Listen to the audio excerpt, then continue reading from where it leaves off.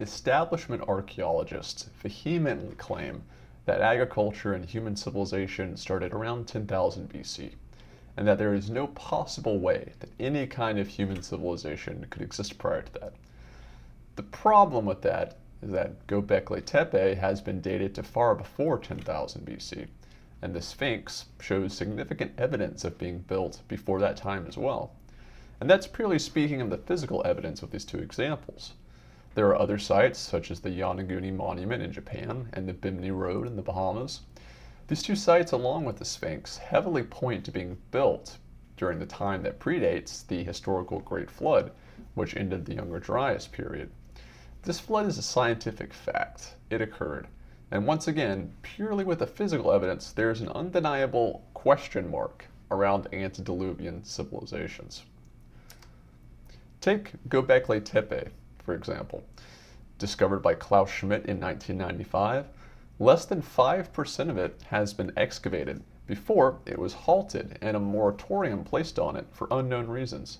You are literally not allowed to have any kind of private or public effort to research any of Göbekli Tepe, to dig any deeper. UNESCO has stopped research in order to, quote unquote, preserve it. However, UNESCO has also planted a series of olive trees at the site, whose roots are going to undeniably damage the site.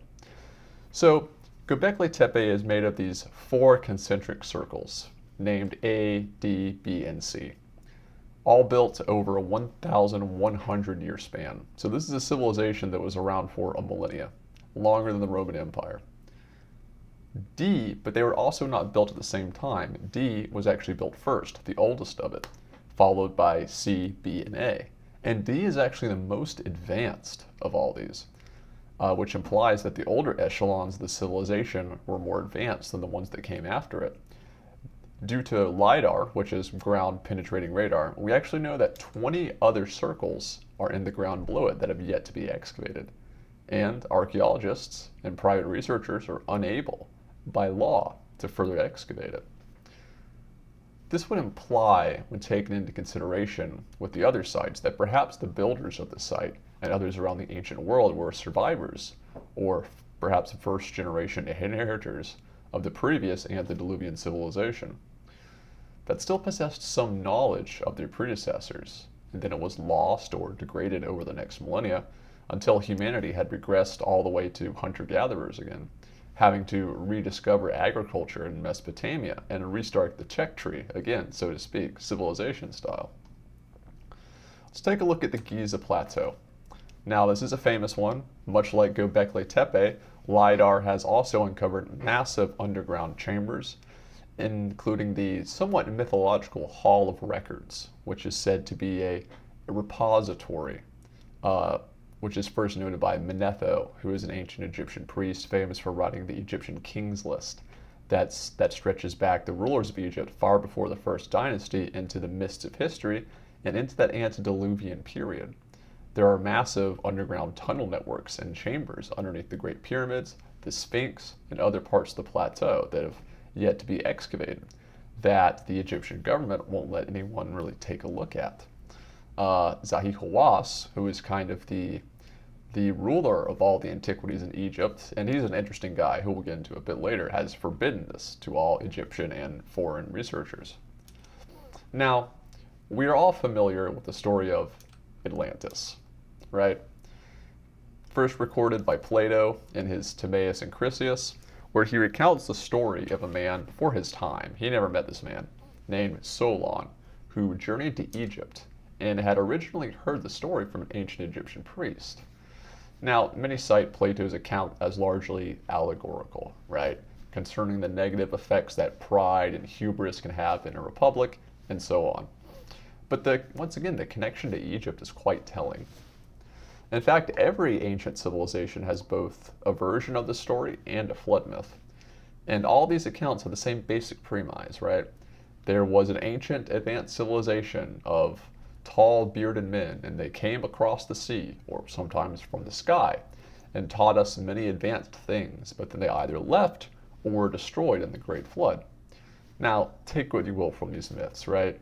but it does lend some credence to the hypothesis that megalithic structures gathered around the world may have a common thread to them in the form of some contact with this antediluvian civilization.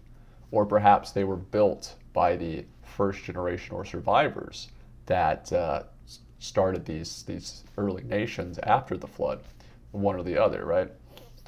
Now, we're getting a bit off track with all of that antediluvian stuff, but I thought it was important to show that the most well-known sites, they don't exist in a vacuum. What is very puzzling about all of this is the establishment's absolute refusal to even entertain the idea that we don't absolutely know everything about human history and early humanity. They deny the mere possibility of a pre-Sumerian civilization with such a venomous alacrity that it raises even more questions. For a group that supposedly values evidence and wishes to uncover the truth, they are surprisingly defensive and inflexible when it comes to their constructed view of human history.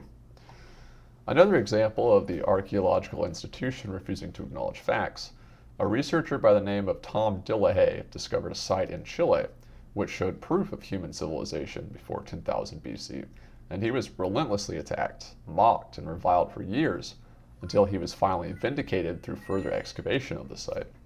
Yet, the establishment still refuses to incorporate these findings into a model of human history.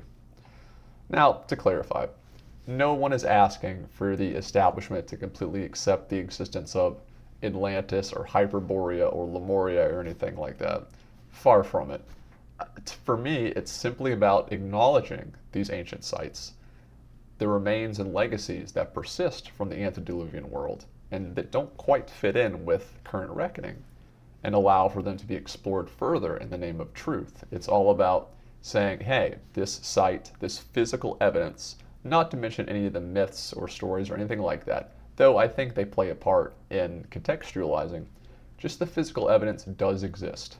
It's been carbon dated, and it doesn't fit. And that's okay. It's okay. It's something that needs to be further researched. You have to let the people dig. Let them dig. Let them return to the mines, the archaeological mines. So, as I said earlier, this is Zahi Hawass. He is the supreme governor for the Council of Antiquities in Egypt, or whatever it's called. Basically, he's the boss over there.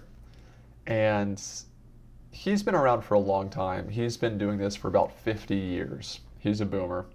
He recently made an appearance on the Joe Rogan podcast, actually, which I implore you all to go watch. This brain-fried boomer has been cucking archaeological research for the last 50 years in Egypt. He's really clearly just a media-hungry midwit and not the serious scientist he tries to appear to be. He serves as a figurehead of the establishment and their coordinated effort to suppress all traces and roads of investigation into an antediluvian civilization or even just the genesis of Egyptian civilization. Now, the first question you're probably asking is, why? Why? Why would they do this? Don't archaeologists want to uncover the past? Well, your average 19th century gentleman explorer certainly did. But your modern University of California graduate is more concerned with ideology and historical narrative than physical evidence or any search for the truth. At a certain point during the long march through the institutions, the archaeological consensus was set in stone. Sumeria was the first civilization. Everything before that were roving tribes of hunter-gatherers. End of story for them. Any new evidence that is uncovered, any novel hypothesis, poses a threat to the current leaders of the establishment, who, more than anything else, fear to be wrong. This is not just the attitude of scientists, this is the attitude of ideologues. The scientific process is just that, right? It's a process to filter data through and repeat observable phenomena. It is not an ideology or a set of beliefs. So, to sum it up, we have these four main sites I've covered, and several minor ones, and possibly untold sites not yet found. And the ones we do have are locked down, unable to be explored further because of the danger to the establishment they pose. Going into detail about Göbekli Tepe or the Giza Plateau is really outside the scope of this video, but I highly encourage you to take a look at them yourselves. Do your own research. Hey, even fully disagree about the possibility of antediluvian civilizations. But just be open to these ideas and constantly re-examine these worldviews that when presented with new evidence, and don't hide from it. The establishment has been going strong with their antediluvian ideas for decades now, and people are waking up to it. Around the world, more people are questioning, well, what about Homo habilis and the Denisovans? And there's more genetic evidence coming into play. Now our greater understanding of plate tectonics, and now that the flood has been truly cemented as actually occurring. There's a lot of this going on right now, so yeah, really go look at the Bimini Road, go look at the Yonaguni Monument, look at the connections of megalithic structures around the world, and really put the question to the establishment of why can't we ask questions about this? Why can't we dig? But that's really it for today. I know this video is a bit different from the other things on the channel that are purely historical, but I feel like this is history too, right? This is the mists of history. This is pre-Sumeria. This is stuff we don't really know about.